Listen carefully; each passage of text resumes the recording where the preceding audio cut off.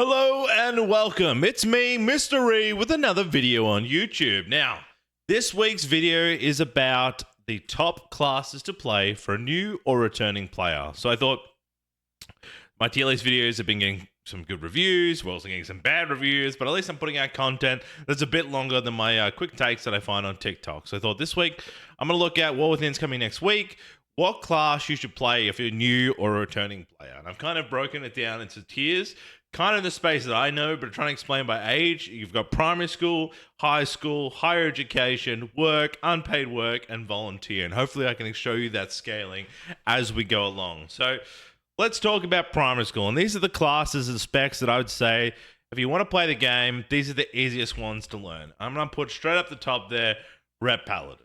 Rep Paladin is simple. You know, you're going to build up Holy Power, you're going to spend Holy Power. One does AoE, one does single target. You've also got pretty good use of healing. You know, your mitigation is an immunity. Like, it can't get any simpler than this class. It's just go in, have some fun. You also, if you pick Paladin, you've got the ability to multi-class, but I just think its rotation is super simple. There's not a lot of button bloat. Playing a melee, you know, a DPS is better than a healer and a tank, and I think Rep Paladin is your first choice. I recommend to any new player coming to the game. Next to the same pathway to that, and probably what most people will think about, is the Beastmaster. So the Beastmaster has a pretty simple rotation. A lot of your damage comes from your pets. The beauty of this class is that your range, and you don't have to worry about being in the melee, which can be risky in some pools when you get to M+. But it's super simple. You shoot your barb shot, you've got kill command or multi-shot. There are, you know, a more range of like keeping uptime and buffs that I think shifts it into high school. I think it's not as easy as primary school in the sense that the rotation, because you have to uptype 3 of your barb shot. There are extra windows and damage buffs. There is a cleave buff that you can maintain and, you know, weaving kill commands. That does improve its complexity.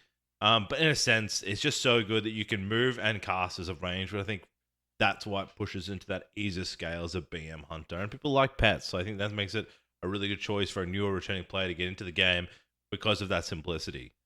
Coming up next to me is the Destruction Warlock. Again, simple in the sense of I build up shards, I spend shards. I spend them on Chaos Belt for single target, I spend them on Rain of Fire for AoE. I have some cooldowns that I just press off cooldown, but I'm not tracking anything. I'm just build and dump, build and dump. And I think that mentality of these classes make them such a good choice for new and returning players. Destruction Warlocks already have a really good survivability. They're naturally tanking that kind of BM doesn't have, Rep Paladin doesn't really have.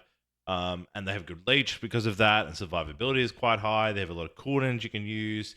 And I think it's a really... also, Warlocks are kind of most wanted in the space in raid because of their ability to summon and healthstones. I think that puts them in that primary school. You just go in, you press buttons, you do damn. Okay, there's not much of that complexity.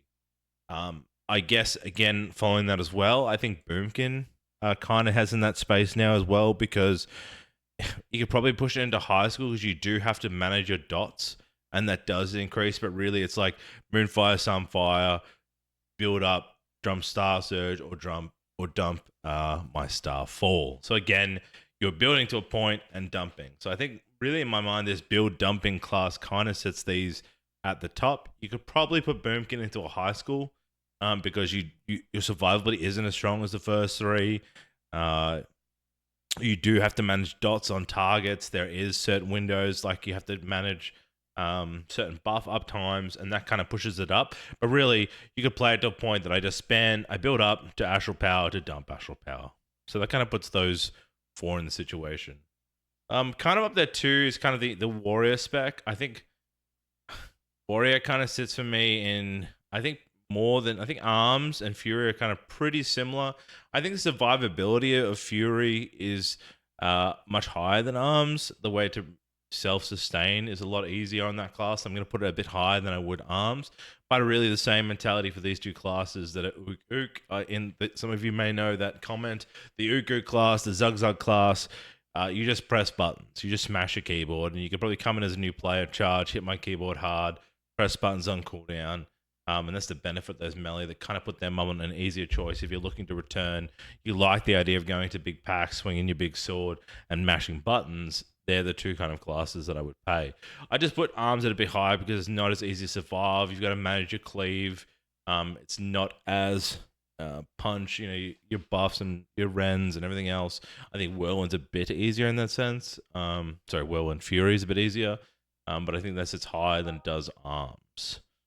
What comes in next here for me? I guess we'll just go through now from. I guess in my mind, they would be the top classes when I talk about recommending, and then we can work down about why and why not. So this is what I've called here. I've called it work, and all work is going to be is every tank.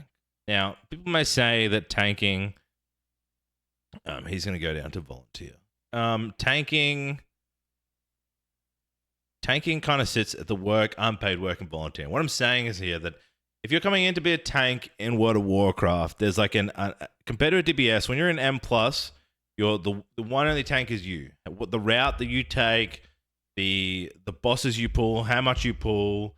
If you die, you're the only one there that they're going to look at you. There's no other tank to pick it up. There's an extra added layer of pressure being a tank in World of Warcraft. And I think that's why I would not recommend a new player to play tank, and definitely not healer as their first choice. You're going to play DPS. You get lost in the crowd as a DPS. And I think we can break down the different levels of tank, what tank we recommend for new players. But the idea is that tank has just this innate ability, this innate respect in the community that you have to do so much more. The same when you if you go into a raid situation, there's only usually taken 2 tanks for a raid. So what happens if you go into a raid and you miss a tank mechanic and you die? It's immediately, everybody knows. All right, it's all focused because usually the fight has to wipe because of it. Compared to a DPS, you fall over, you might be picked up, you might be just left there. It's not, there's 20 others they can carry you, but a tank has to be on the ball. And there's usually that expectation too, that you have to, if you're a tank, you're calling out shot calling. If you're a tank, you know the routes and you can link what you're going to do in an M+ situation. So I put tank in the work section. If you like to play something that has a lot of control, you like games, if you like to have that pressure, you want to be a leader, play a tank. Don't play a DPS. So a tank situation here, I think the Warrior and the Guardian Druid are probably the easiest tanks to play. Vengeance can probably float between at the moment. Their classes are very simple. You do your natural rotation as a Warrior and you mitigate most of your damage. If magic damage comes out, you use cooldowns. Bear has a really innate lots of buttons to press for mitigation. It also has do your abilities, build your Iron Fur. Vengeance is kind of the same. Do your damage and then heal. All right. Paladin then shifts up a bit because, of course, you have to manage your consecration. Where do you put it? How do you stand? If you move out of it, if you kite wrong, you can just instantly get killed. There's an extra level. You've also got Bop and Sack and all different externals you want to try and manage your team that people will expect of you. And, of course, you have to high skill cap gaming and you want to push yourself.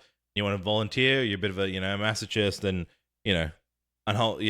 Blood DK is definitely probably the hardest tank to learn. It definitely is rewarding, but it is super hard. You've got so many moving parts and layers and windows that managing it can be overwhelming. But again, if you like that and you want to master a class that usually does performs well because of its playstyle, Blood DK is your choice. Regular Demon Hunter, I still think this comes kind of into the primary school ook vibe. I mean, press I-beam, press blade dance. I think that the argument to make here is that you move so much around as a Demon Hunter with your Vengeful Retreat and your Fell Rush that movement will probably cause you a lot of deaths. For new players, not only are you trying to do your rotation, you're going to be bouncing around into mechanics, and I think that definitely builds it up as a bit of a harder class. But again, it has been pretty simple. You pressure I-beam, your meta, the buttons don't change too much. It doesn't have a huge lot of button bloat. It has good survivability, so I would say it's not a bad class to try out as the first time. But the movement I wouldn't recommend for someone new. I'd be playing one of these maybe 3 or 4 classes first. Feral Druid, I think, goes into higher education. You're starting to get to a class that's all based on bleeds and managing. It's got energy. You could probably put this one into work or maybe unpaid work. I think it's higher than higher education. Look, Feral Druid's got bleeds you need to manage. You need to be looking at your enemy health bars, looking at managing your dots, your uptime. There's definitely windows of damage you have to do in certain cooldowns. You've also got energy to manage, and energy, you don't want to overcap your energy, so you're tracking your energy bar at the same time. You're in the melee, so you're more inclined to die. All those different adaptive factors start to build up, and I think that's what makes it kind of in the harder of the classes to play. And it's like if you're going to play a melee, why not play another class that's easier? And I think, yeah, I would probably play in the work. I think you might even say in the past, it probably even goes up further. Like I'm interested in within where it will sit. I think the new bleed situation, new changes will kind of make it easier to play. The way understanding for new players, but I think you're definitely gonna have a harder time playing if you're gonna play Feral Druid. Survival Hunter, maybe in higher education, it's an interesting melee class. There's not much to the class. I think learning, you could probably maybe put it in high school. Throw your wildfire bombs, 3 different types of cleave. The rotation's pretty simple. I think, yeah, you could probably go. There is some dot management, but not much. The new Sentinel is pretty easy to manage. You could probably put it in the high school. I don't think it's as difficult as other classes. I think it just doesn't perform, or people don't like playing a melee survival hunter. They just don't like the playstyle as much. Marksman probably goes into high school again. This is like moderately okay. It's not as super easy as other classes, but again, it's pretty similar to you only have limited amount of buttons you can press. You're multi-shot. You don't have much uptime. You just dump and shoot. The hardest part, again, from this kind of class to a regular class is that you can't move and cast, so you got to manage yourself around the raid arena or Amblin Plus, so you don't waste uptime abilities. If you're casting aim shot and you move, you cancel it. So it's understanding as a new player. You really have to know the mechanics so that you can really understand where you can use your high DPS, where you can stand the longest without having to move. You want to track, okay, if this ability is going to hit me and I take damage, can I withstand the hit without having to move, and learning that as you play? You could probably argue it could move into primary school and it's an easy, anyone could pick it up and play, but I'd probably say it just is not as easy as BM or Destro and Fury, and sits in that high school area. My rogue classes, I think rogue, we might put, if I think like Feral is work, I'd probably say it's unpaid work. I think any rogue class, I think survivability has definitely improved for rogue, but I think there's just this general expectation for players. If you come into a pack, when you invite a rogue into any type of gameplay, they're going to expect you to manage so much. The rogue has been known for its ability to mitigate, its ability to interrupt, stun, control in a group, to know shroud time and know how to shroud properly. And because of that, if you were playing it in the new game and somebody invited your party, you would have those expectations of a rogue. Let alone as a rogue, you're managing this energy we talked about earlier, which means you're managing dots if you're playing assassin, you're managing buffs if you're using outlaw, you're managing your vanishes and windows and subtly. Like, the management of the class has so much within it, and let alone this expectation to manage the dungeon or raid is also there. If you're playing a rogue, your mitigation of your cloak to shadows is so valuable. So when you come into raid, when we do raid and we raid, people organize like who's going to soak what mechanic, you're going to be the first one chosen because of the ability that you have. The way you move around is usually blinking to other players, and you need to be able to, manage that target and macros to play that character. And I think just that level of complexity is just not for one who doesn't enjoy that. I would say experience playing a rogue as someone who has played the game before and wants a challenge is what I'd pick any of the rogue classes. I wouldn't be recommending doing. And like I said, it's not just work, it's that extra layer, and that's why I've moved to unpaid work. Like, you really gotta love the rogue to do it. I wouldn't be doing it or choosing it as a new or returning player. Org Evoker, I don't know here with Org Evoker. I'd either say it sits at high school or higher education. I think that Org Evoker is pretty simple to play. Like, there's not much to it in the sense you just kind of you've got limited buttons. You can apply a buff every now and then to a teammate. You've got your eons, your ability to keep your eons up to buff people. It probably moves into higher education, or maybe because of the complexity of class. It's easy, we could say any class you could turn on and hit things with, right? Like, you could play any of these classes, but we're talking here that you're going to be able to play them well. That's the idea of this, that you're going to pick up the class and probably over time learn the class. Like any class you could play, but we're talking to a point where you could do, an M plus 10, or you could at least complete heroic and not be a grey logger. So for org, I think that you're probably in the high education. Like I think this the simplicity of the class is there, but the limited range, controlling your breast while you move around the arena, understanding how to track your DPS without being shown in the DPS tracker, understanding all the different mechanics you want to be able to step bell properly or cleanse or pick them up and move them. Like that starts to be the difficulty of the class, and I think that probably sits in higher education. I don't think it's as that pressure of the tank or rogue.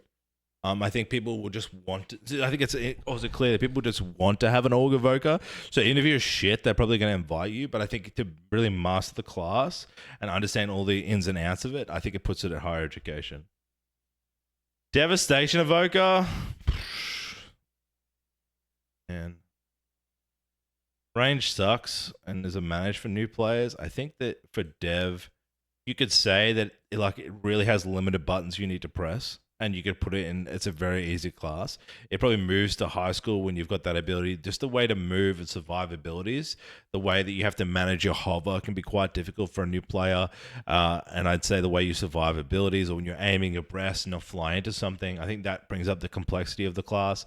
Otherwise, I think it's pretty easy to manage with your pyras and your manage of damage. It's pretty simple what you have to press. You have very limited buttons.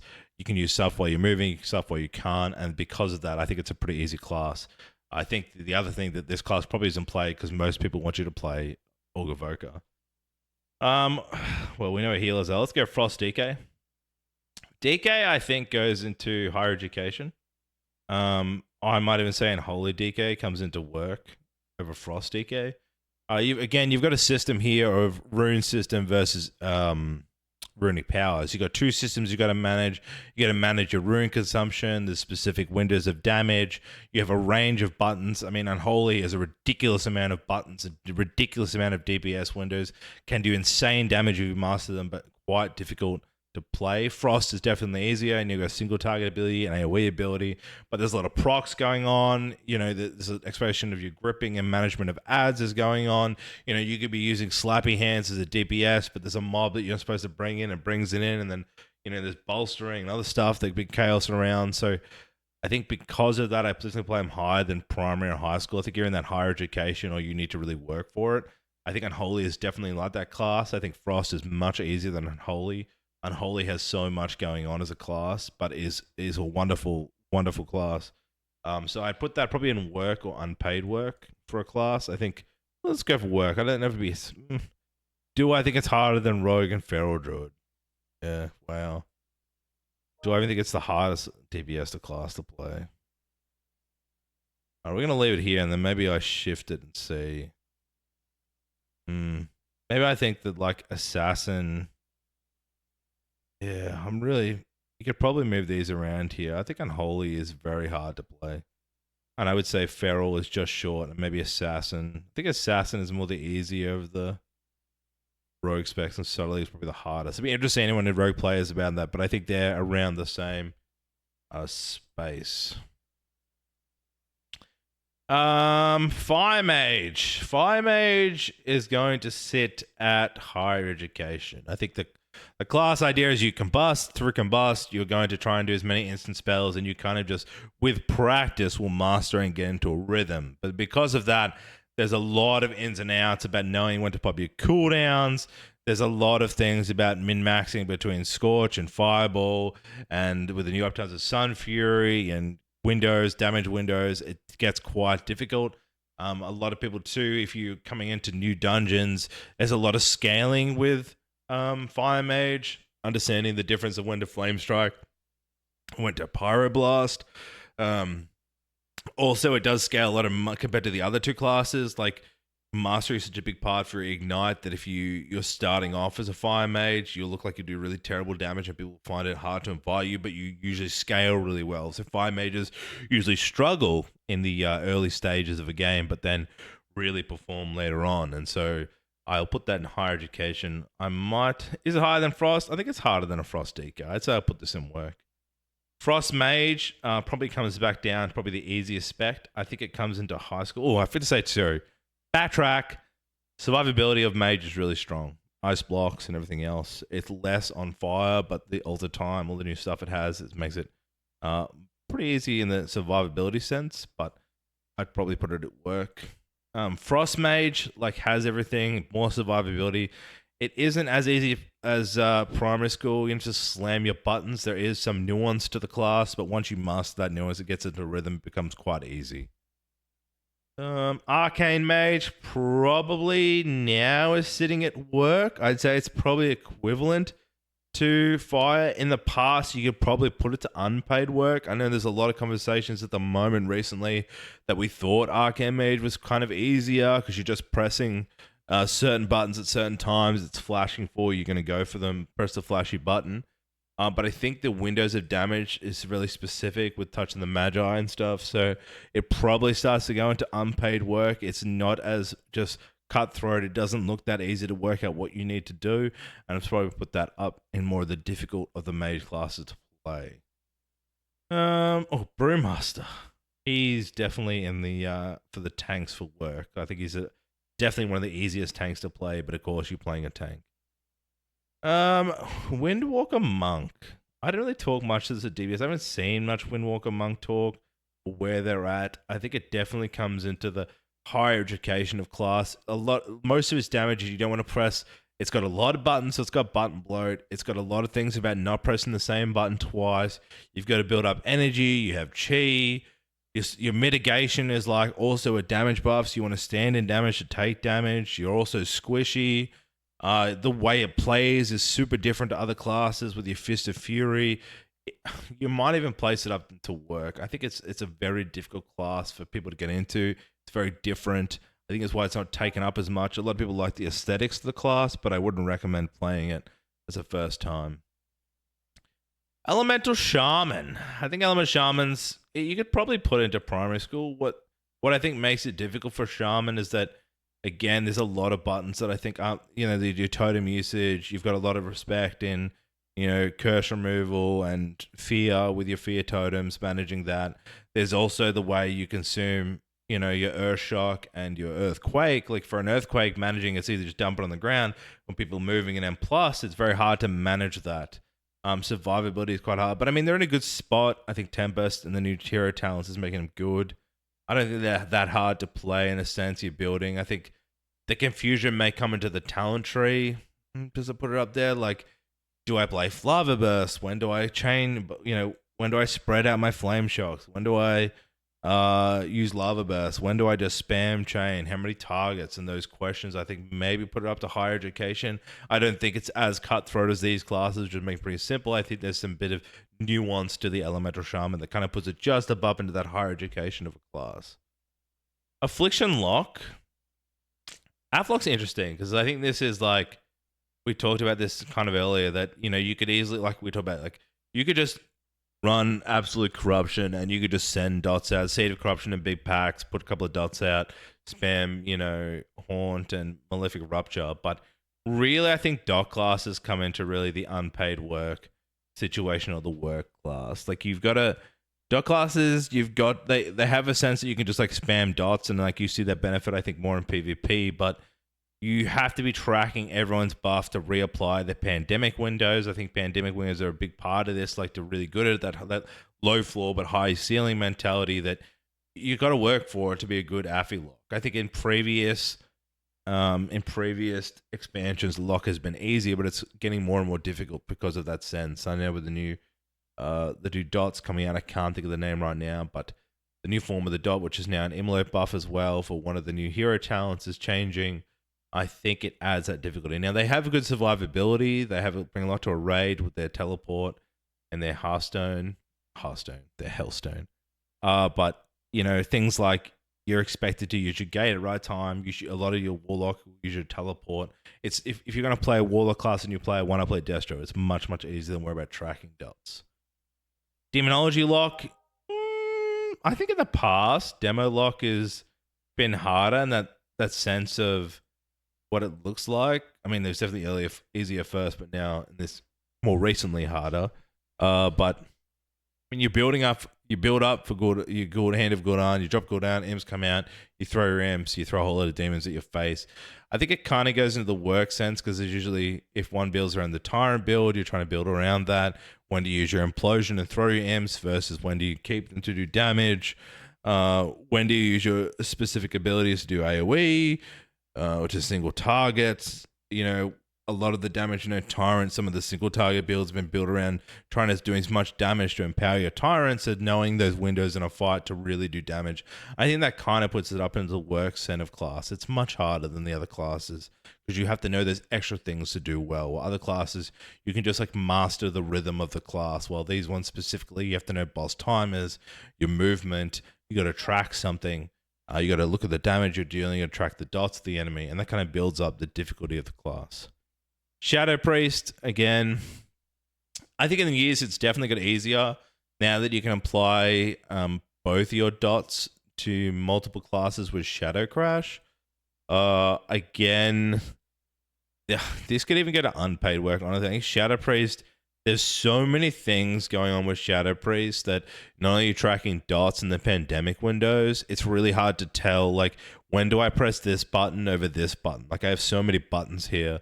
When do I just press this button? When do I just press AoE? When do I press Mind Flay? When do I Mind Blast? When do I use the proc?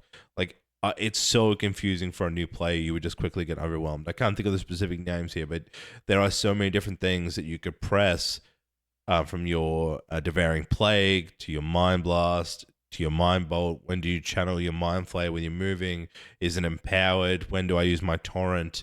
Like, all those different things as a new player, there'd be no point. You just know, like, I'm just pressing random buttons. And to learn that, understand that, puts it in the unpaid work. Like, I think it's just a very difficult class to master. And I would say if you didn't have Shadow Crash, you could probably put it up. And I think in single target, it's not as bad. I think a lot of these dot classes probably shift up a bit because of single target. If you're only managing dots on one target, very easy. It's in M+, you start to get that difficulty when you have to do it over multiple classes. Enhancement Shaman. I think this could be like a high school class. Like, I think what damages Enhancement Shaman is... I don't know if the new talents are really helping them here. I really haven't played too much into it, but usually it's just button bloat of trying to manage, the weird place of your Elemental Blast, your Frost Shock to get empowered damages. You've got trying to maintain the different types of wolves. You've got, again, a lot of different buttons and styles. You're shifting from AoE to single is much different. There's like, we looked at the proc build that your damage is really based around procs and hitting those proc windows. Definitely puts that into a high education class. I think it's as difficult. Like, it makes pretty sense to like put your Flame Shock out, do your rotation, build up, press a shiny button. And you'll be fine, but when it starts to go up, there are definitely, that RNG can be quite frustrating for players. I don't know if it's fixed as much in the War Within, but I wouldn't be recommending it for a first-time play.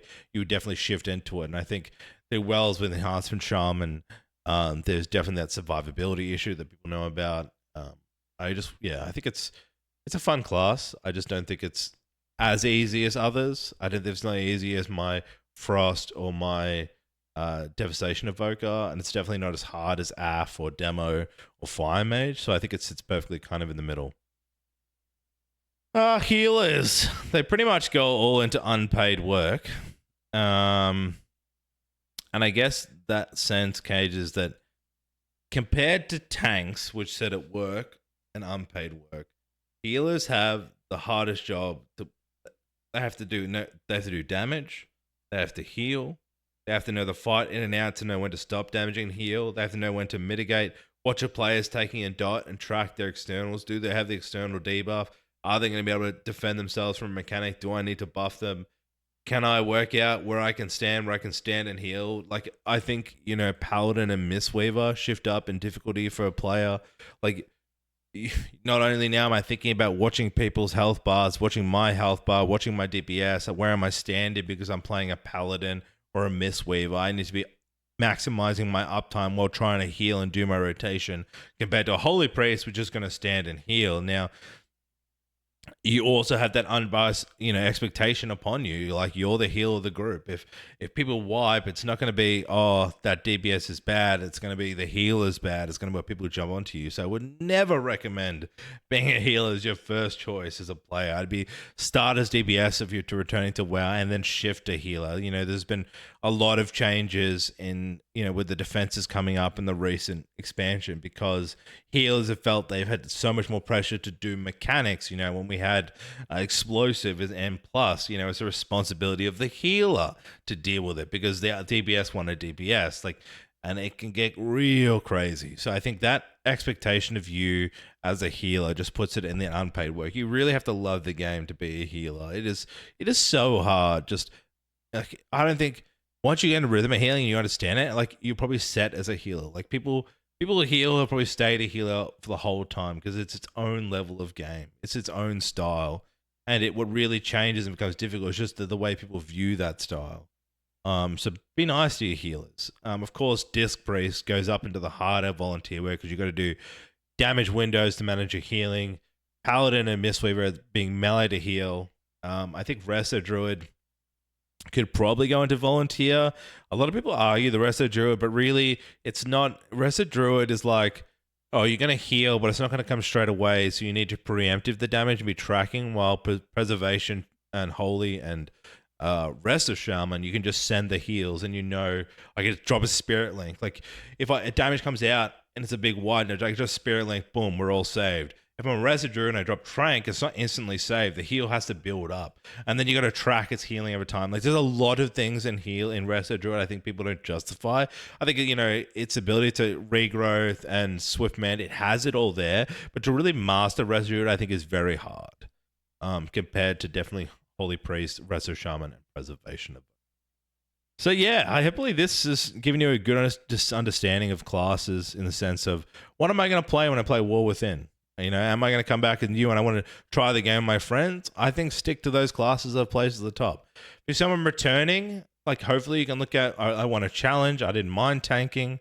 I like things that have high skill, high rewards. So I'm going to play Blood DK, and I think of course you can play whatever you want, but my advice here is trying to help people get into the game I love.